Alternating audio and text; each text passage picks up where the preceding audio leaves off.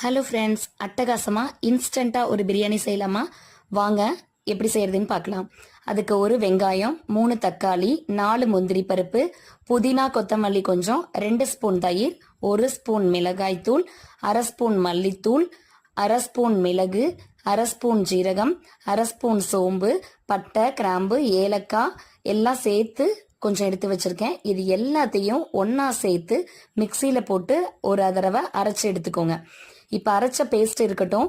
ஒரு குக்கரில் 3 ஸ்பூன் எண்ணெய் விட்டு நம்ம அரைச்ச விழுதை அதில் சேர்த்து எண்ணெய் பிரிஞ்சு வர அளவுக்கு வதக்கிக்கோங்க.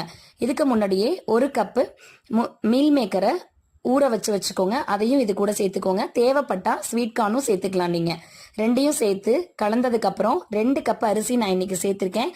2 கப்புக்கு 4 கப்பு தண்ணி விட்டு தேவையான அளவுக்கு உப்பு போட்டு குக்கரை மூடி 3 விசில் விட்டு 5 நிமிஷம் சிம்ல வச்சு எடுத்தீங்கன்னா